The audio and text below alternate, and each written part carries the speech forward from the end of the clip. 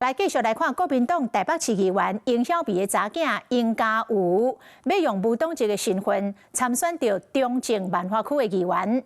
因為尹小薇有國民黨的背景，尹家瑜本人是靠挖到民眾黨，所以同一個選區的議員江小平就講，這尹家瑜會搶到泛藍參選人的選票。但我1年前是完全不關注政治的，然後。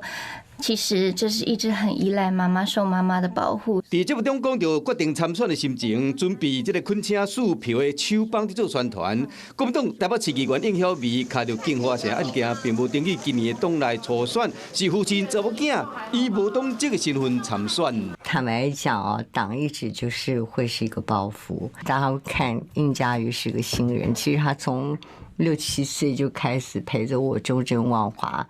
跑所有的大街小巷跟市民服務，所以他很駕輕就熟。這樣，尹小薇對查某囝參選真有信心，因為這擺中正萬華選區愛真拼。民進黨有2名現任的2名新人參選，民眾黨5位選國要選，國民黨拍算佇13初選民調就會公布，除了現任3席，也有新人3搶1，加上無黨籍的現任議員徐立新以及新人尹家瑜。中正萬華等於是11搶8局面，尹小薇有這個藍營的背景，尹家瑜本人是捌掛這個 KP 徽章出面，那伊敢會入黨，伊講順其自然。我也不會說要用這種方式去情緒勒索，說我媽媽跟阿伯在同個案子，所以你們要投票給我，我不會這樣子。不過國民黨議員江小平就講，尹家瑜提不到綠營的票是泛藍參選複雜，因此愛謹慎。更多人表態參與中正萬華市議員選舉，正象徵着中正萬華的地方發展備受各界矚目。團結一心，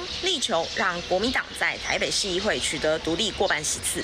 其實機會是留給準備好的人，像我在4年前就已經開始準備，一步一腳印深耕中正萬華，沒有離開。